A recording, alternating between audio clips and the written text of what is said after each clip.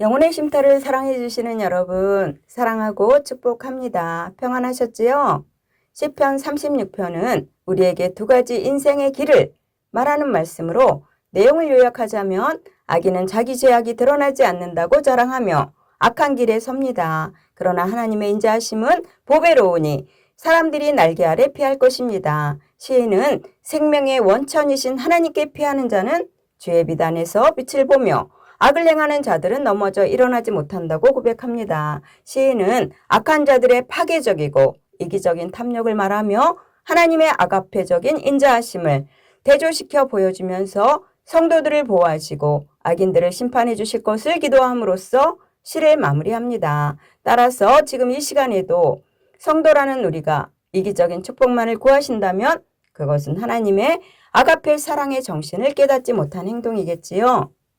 그러나 하나님은 심판의 권세를 가지셨다는 사실을 알아야 합니다. 그럼에도 지금은 악인들이 세상에서 우쭐대고 잘 되는 것 같아 따라간다면 하나님의 심판대 앞에서 끝내 영원한 수치를 경험하게 될 것입니다. 베드로후서 2장 9절은 주께서 경건한 자는 시험에서 건지실 줄 아시고 불의한 자는 형벌 아래에 두어 심판날까지 지키시며 라고 증거합니다. 특별히 시편 36편 5절로 9절을 통해 중요한 교훈을 얻을 수가 있어요. 첫 번째는 크신 하나님에 대한 확신과 고백이 상황과 문제를 압도합니다. 시인은 악인의 행동 때문에 탄식해요. 악인에게는 하나님에 대한 두려움이 없고 교만으로 가득합니다. 악을 행하는데도 주저함도 없어요. 남을 속이는 것을 일삼고 침상에서조차 죄악을 꾸밉니다. 그러나 이러한 악인의 행동은 하나님 앞에서는 아무런 문제가 되지 못합니다.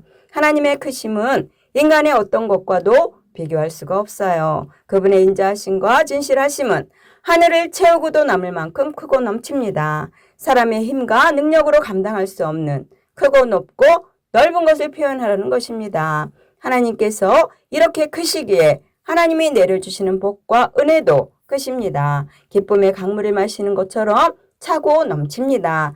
따라서 하나님에 대한 확신이 우리에게 있다면 우리에게 닥친 문제는 아무것도 아닙니다. 두 번째는 여호와 하나님께서는 사람뿐 아니라 짐승까지도 구원하십니다. 6절 마지막에서 전혀 예상하지 못했던 고백을 듣게 됩니다. 주는 사람과 짐승을 구하여 주시나이다 라는 고백이에요. 구원의 대상이 사람만이 아니라 짐승까지 포함한다는 말이지요. 하나님의 돌봄의 대상이 인간에 한정되어 있지 않다는 사실을 보여주고 있습니다. 사람과 짐승은 육지 생물을 대표하는 두 가지 생명체로 모든 생명체를 포함하는 표현이에요. 더 나아가 피조 세계 전체를 포함합니다. 그러므로 이 고백은 하나님의 돌봄과 구원의 대상이 사람에게만 아니라 피조 세계 전체임을 암시하고 있어요. 우리는 인생을 살면서 악을 과소평가하지 말아야 합니다. 크거나 작거나 악은 집요하고도 철저합니다. 그렇기에 순진하게 생각하거나 대하면 악에 빠질 수밖에 없습니다.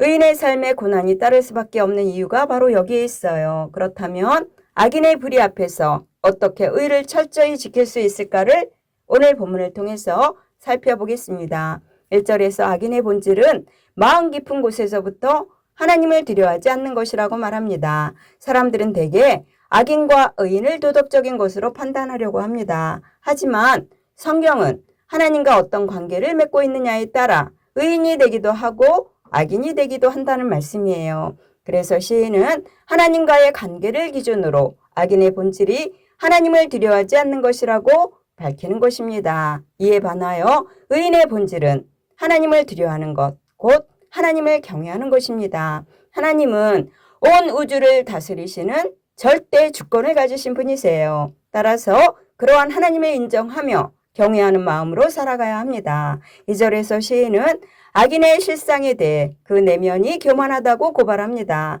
악인은 자신의 죄악이 하나도 드러나지 않아 미움을 받을 것이라 착각해요. 그러나 하나님 앞에서는 드러나지 않는 죄가 없습니다.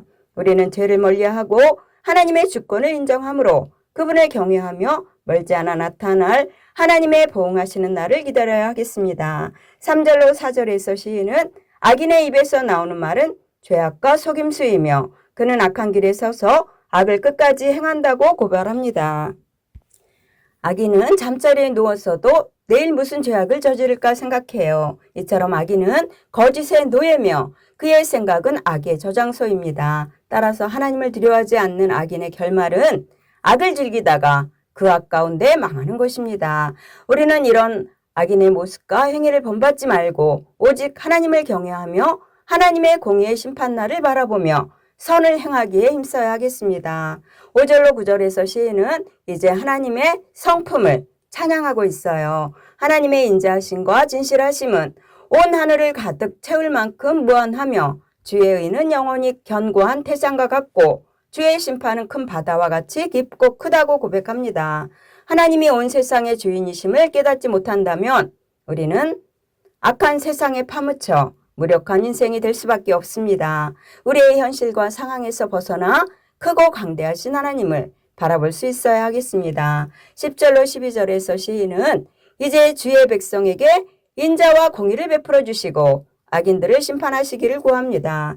주를 아는 자, 곧 하나님을 주로 인정하고 섬기는 자들에게 변함없는 인자를 베풀어 주시고 정직한 마음으로 주의 말씀에 순종하는 자에게 공의가 이루어지기를 구합니다. 그리고 악한 자들에 의해 쫓겨나고 짓밟히지 않도록 보호해 주시기를 간구합니다. 왜냐하면 하나님께서 보호해 주셔야만 악인들 속에서도 우리가 의인의 길을 걸어갈 수 있기 때문이에요. 결론입니다.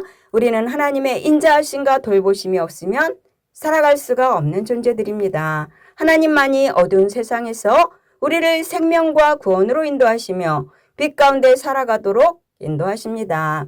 영혼의 쉼터를 사랑하시는 여러분도 시인의 고백처럼 하나님의 인자하심이 얼마나 보배로운 것인지 매일 더 풍성히 알아가며 주님의 날개 아래에 머무는 삶을 살아가시기를 예수님의 이름으로 축원합니다. 아멘. 사랑합니다.